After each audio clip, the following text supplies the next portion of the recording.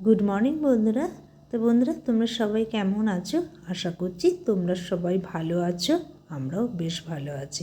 এখন বাজে ঘড়ির কাঁটায় 7:40। তাই আমি এখান থেকে ব্লগটি শুরু করলাম তোমাদেরকে সাথে নিয়ে। আশা করছি ভিডিওটি তোমাদের ভালো লেগে থাকবে।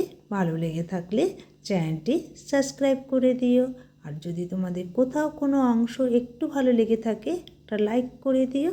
আর যারা আমার চ্যানেলটিকে সাবস্ক্রাইব করে দিয়েছো সেই সব বন্ধুদেরকে আমার অসংখ্য ধন্যবাদ।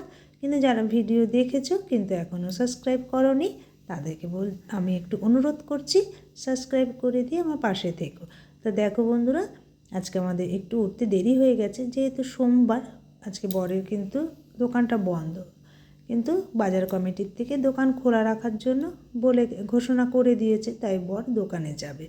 তা আমার উঠতেও বেশ একটু দেরি হয়ে গেছে, তাই বরকে বললাম আজকে আর টিফিন করব না। তা আগের দিনে যে কেকটা করে রেখেছিলাম আজকে 25শে ডিসেম্বর বলে, সেই কেকটা কেটে সকালে মেয়েই কাটলো। সকালে সবাই চা দিয়ে এক পিস করে কেক খেয়ে বড় বেরিয়ে গেল। দেখো, সমস্ত কিছু রেডি করে দিয়ে দিলাম। আর মা তো এসছে, 2 দিন হলো। মা আসলে তো ভীষণই ভালো লাগে। এখন তো আর বাবা নেই, তাই বাবার কথা তো আর বলতে পারি না। মাকে তাই বলি সবসময় একটু এসে থাকতে পারো। দেখো, যতদিন আছো একটু এসে থাকলে আমাদের কিন্তু ভালো লাগে, মেয়েরও ভালো লাগে, সবারই ভালো লাগে। তাই আমি সবসময় বোঝাই, দেখো এখন বাবাও নেই, যে বাবাকে কিন্তু আমি হাজার ডাকলেও কিন্তু কাছে পাবো না, আসবে না। তাই তোমাকে আমরা সবসময় বলি একটু এসে থাকো, কিন্তু মা ওই থাকলেই বলবে হ্যাঁ আসবো, তারপরে ভুলে যায়। ওই ঠাকুরের সঙ্গে যায় সব সময়, তার জন্য। তা দেখো বন্ধুরা, আমি কিন্তু সমস্ত কাজগুলো গুছিয়ে নিচ্ছি, যেহেতু শীতের ছোটোবেলা। আর আজকে একটু দেরিও হয়ে গেছে, বরকে আমি টিফিন করে দিতে পারিনি। তাই বর বলেছে যখন বাজারে যাবা 2টো রুটি করে নিয়ে যেতে। তাই তার আগে আমি মাকে সাধারণত দেই না এই ঘরের কাজ করতে। আগে খুবই কাজ করতো, এখনও চায়। আমি ঠান্ডার মধ্যে আমি একদমই বারণ করি, বকা দিই পর্যন্ত, যে না 2টো দিন এসে থাকবা, বসে থাকো। কিন্তু মাঝে মাঝে আবার করে, কিন্তু মা স্নান করে ঠাকুর পুজোটা সে করে, সেটা আমি না করি না। তার জন্য আমি একটু ঢিলেমি হয়ে গেছি। দেখবে ঠাকুর পুজোটা হয়ে গেলে আমাদের অনেকটা কাজ কিন্তু আমাদের কমে যায় সংসার থেকে, তখন আর অতটা তাড়াহুড়ো থাকে না। আর যেহেতু পুজোটা নেই আমার করতে হয় না বলে আমি কিন্তু অনেকটা স্লো হয়ে গেছি। তা দেখো, যে বরের সোমবার দিনই কিন্তু আমি মোটা সোয়েটারটা কাচি, আর জামা প্যান্ট তো কাচতেই হয়। তাই সপ্তাহে একটা দিন করে আমি সোয়েটারগুলো কাচি, 2টো সোয়েটার। তাই ভিজিয়ে দিলাম এখানে একটা সোয়েটার, আর একটা সোয়েটার আগের দিন কেচে দিয়েছি। আর এই যে আলুর বস্তাটা দোকান থেকে আমি নিয়ে এসেছিলাম, সেটাকেও একটু ভিজিয়ে রাখলাম, ধুয়ে দিলে পাটাগুলো মোছা যায় শীতকাল। তা দেখো বন্ধুরা, গাছে কটা মিটুলি হয়েছে, পাকা মিটুলি। মাও তো চলে যাবে, তা মাকে বললাম মা 2টো মিটুলি পেরে নিয়ে আসো, তোমাকে একটু পেঁয়াজ কুলি দিয়ে ভাজা করে দেবো। তা মা পেরে নিয়ে আসলো, আমি আবার ওগুলোকে গুছিয়ে নিয়ে বাজারে যাব বলে দেখো 2টো রুটি করে নিলাম। সে 2টো রুটিই খাই, কিন্তু তার বেশি দিলে খাবে না। আর একটু কুমড়ো ভাজা করে নিয়েছিলাম, কালো জিরা ফোড়ন দিয়ে একটু ভাজা করে নিয়েছিলাম, সেটা দিয়ে নিয়ে চলে যাব। আর আমি ওই পথে বাজারটা সেরে আসব। মা কিন্তু আমাদের বাড়িতে আসলে কিংবা তার আগের থেকেই বলতে থাকবে, আমার জন্য কিন্তু তুই ছোটো মাছ আনবি, আর কিচ্ছু লাগবে না। তাই আমি খুব ভাবছিলাম পাবো কি না, কদিন ধরে পাচ্ছিও না। আর 2টো দিন তোমার একাদশী গেছে, তারপরে দিনও নিরামিষ খায়, যার জন্য মা মাছ খায়নি। সত্যি চিন্তা করতে করতে গেছি, না মাছটা পেয়ে গেছি। তা আমার নিজেরও খুব ভালো লাগলো যে ছোটো মাছটা পুঁটি মাছটা পেয়েছি বলে। তা পুঁটি মাছ নিলাম, আর ওদিকে পাবদা মাছ নিয়ে নিয়েছি। আর পুঁটি মাছটা করবো বলে আমি মূলো নিয়ে এসেছি। আর এসেই মা আবার মাছটা কাটতে বসে গেল, আচ্ছা তুমি মাছটা ছাড়িয়ে দাও, আমি তাহলে দুজনে মিলে করলেই হয়ে যাবে তাড়াতাড়ি। আর এদিকে পুঁই মিটুলিটা ভাজা বসিয়ে দিয়েছিলাম, করে নিলাম। করে নিয়ে মেয়ের আবার এখন 9টার মধ্যে খিদে পেয়ে যায়, যেহেতু সকালে হস্টেলে থাকে বলে এখন কলেজ চলে যায়, সকাল সকাল খাওয়ার অভ্যেস হয়ে গেছে। মেয়ে বলছে মা আমার খিদে পেয়েছে। তা ওকে আমি একটা ডিম সেদ্ধ দিয়ে একটু ভাজা দিয়ে ভাত দিয়ে দিলাম, ও ওদিকে খেয়ে নিচ্ছে। আর সেই ফাঁকে আমি এদিকে রান্নাগুলো বসিয়ে দিচ্ছি।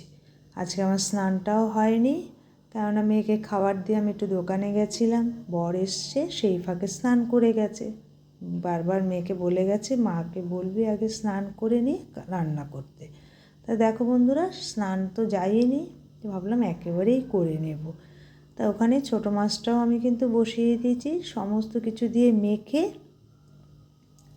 এইভাবে মেখে যদি মাছ করা যায়, আমাদের খেয়েও অভ্যেস, বাপের বাড়িতেও দেখে এসেছি, দিদার কাছেও মায়ের কাছেও এইভাবে রান্না করে। একটু নামানোর সময় আমরা সর্ষের তেল দিয়ে দিই, ভীষণ ভালো লাগে খেতে। দেখো বন্ধুরা, এখানে কিন্তু আমি সমস্ত কিছু মেখে বসিয়ে দিয়েছি। এটা হালকা স্টিম দিয়েই কিন্তু ভাপে ভাপে হয়ে যাবে। আর এদিকে পাবদা মাছটায় আদা জিরে দিয়ে করছি। আদা জিরে দিয়ে করলে আমার বড়ও খেতে পারে, আর সর্ষে দিয়ে করলে বর আর খেতে পারবে না, তার জন্য আমি এভাবেই রান্না করি। দেখো, আর এখানে কিন্তু আমি বরের জন্য একটু মাছ আগে থেকে তুলে নিয়ে তারপরে ধনেপাতাটা আমি এর মধ্যে দিয়ে দিলাম। কেননা আমার বর ধনেপাতা খেতে পারে না, দেই না তাকে, তার শরীরের জন্যই। তা দেখো, এখানে আমি আমাদের মাছটাও নামিয়ে নিলাম, বিশেষ করে মায়ের জন্যই আনা। আর এখানে পাবদা মাছটাও হয়ে গেছে, যেহেতু দুটো কড়াতে বসিয়ে দিয়েছি, আমার দেরি হয়ে যাচ্ছে বলে স্নানটাও হয়নি আজকে, তার জন্যই আমি দুটো কড়াতে বসিয়ে দিয়ে রান্নাটা কমপ্লিট করে ফেললাম। আর এখন ভাতটা বসিয়ে দিয়ে আমি স্নান করে নেব। এদিকে বড়ও চলে আসবে, আজকে যেহেতু দোকানটা বন্ধই ছিল, তাই একটু খোলা ছিল বলে, আর বলছে আমি তাড়াতাড়িই বাড়ি ফিরে আসবো। তা আমি ঠিক আছে। তা দেখ বন্ধুরা, এখানে আমি স্নানটা সেরে নিচ্ছি, যেহেতু শ্যাম্পু করব, রোদটা একটু পাই বলে আমার সুবিধা হয় বাইরে মাথাটা শ্যাম্পু করতে। তা শ্যাম্পু করে স্নান করে চলে এলাম, যেটুকু বাকি ছিল ধুয়ে মেয়ের জামা কাপড় দিয়ে আমার নাইটি দিয়ে মেলে দিচ্ছি। তবে আজকে আমার সবচেয়ে বেশি ভালো লাগছে মার পছন্দের মতন মাছটা পেয়েছি, এতে আমি সত্যিই খুশি। নইলে ভেবেছিলাম মাংস আনবো, মা বলছে আমার মাংস টাংস এসব লাগবে না, তুই আমার জন্য একটু ছোটো মাছ পেলে আনিস। এটাই সবচেয়ে বেশি আমার কাছে ভালো লেগেছে, যে না, মা এসছে, মাকে তার পছন্দের জিনিস আমি খাওয়াতে পারি, এটা আমার সত্যি একটা ভালো লাগার জিনিস। তা দেখো, বাড়িতে আরও একটি অতিথি এসছে, বোন এসছে, তার মেয়ে, আর তার সাথে তাদের একটা রাধে, খরগোশের নাম হচ্ছে রাধে, ও এসছে। তাই সেখানে আমরাও এখানে দেখো ভাত, ওরা আসবে বলে আমরা বসেছিলাম, তার আগে আমি বরকে আর মেয়েকে ভাত দিয়ে দিয়েছি, ওরা খেয়ে নিয়েছে।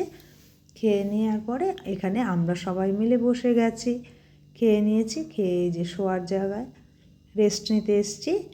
এই ঘরে আমি, মা, বোন, এই যে রাধে দেখো সারা ঘর ছোটাছুটি করছে, খাটে উঠে যাচ্ছে একা একা। আর দেখো, আমি চা করতে চলে গেছি, মা বলছে দেখ রাধে কী করছে, ও বোনের পাশে গিয়ে শুয়ে আছে। বড় চলে গেছে। দেখো বন্ধুরা, আবার রাতে চলে এলাম, সন্ধে সন্ধে হয়ে গেছে। তাই বর বলে গেছে বাজারে গিয়ে একটু চপ নিয়ে এসো, চপ মুড়ি সবাইকে মেখে দিও সন্ধ্যের টিফিনটা। তা আমি বাজার থেকে গিয়ে চপ নিয়ে চলে এসেছি, আর এখানে দুই মেয়ের জন্য একটু কফি করে দিলাম, আর আমরা একটু চা করে নেব। তার সাথে একটু মুড়ি মাখা করে নেব বলে এখানে পেঁয়াজ, ধনেপাতা, কাঁচা লঙ্কা নিয়ে নিয়েছি, আর একটু চানাচুর নিয়ে এসেছিলাম আসার সময় দোকান থেকে। মুড়িটা আমাদের সেভাবে খাওয়া হয় না, একার জন্য না ভালো লাগে না, তা সবাই এসছে বলে আজকে মুড়িটা মাখা করলাম। সত্যি ভালো খেয়েছি, তার সাথে চপ নিয়ে নিয়েছি। এবার এটা নিয়ে আমরা সন্ধ্যের টিফিনটা সেরে নেব। আর দুই মেয়েকে তো কফি করে দিয়েছি, আর আমরা একটু চা খেয়ে নিচ্ছি। তা দেখো বন্ধুরা, তবে সত্যি অনেকটা দিন পর আজকে আমরা মুড়ি খেলাম। বোনও তাই বলছে, আমারও সেভাবে মুড়ি খাওয়া হয় না, ওই রাধের জন্যই মুড়ি আনে। তা আমার মেয়েরও এখন একটু অভ্যেস হয়ে গেছে, যেহেতু হস্টেলে দেয় ওরা মুড়ি মাখা। তা আমি বলছি, বাহ, আমি শেখাতে পারিনি, তাও ওরা শিখিয়েছে বলে আজকে সবাই মিলে দেখো এখানে মুড়ি মাখা আর চপ খেয়ে নিচ্ছি সন্ধে টিফিনটা। তাই মা বলছে চাটা ঠান্ডা হয়ে গেছে। আমি বললাম দেখো, আমি কিন্তু স্টিলের গ্লাসে এই কারণেই খাই, যেহেতু আমি একটু গরমটা বেশি খাই, ভাত বলো চা বলো, আমি স্টিল গ্লাসেই চাটা নিয়ে খাই। তো বন্ধুরা, আমরা এখানে সবাই সন্ধ্যের টিফিন করে নিচ্ছি। তা আজকে আমরা এখানেই বিদায় নিয়ে নিলাম, আবার অন্য কোনো ভিডিওতে তোমাদের সাথে দেখা হবে। টাটা, তোমরা সবাই ভালো থেকো।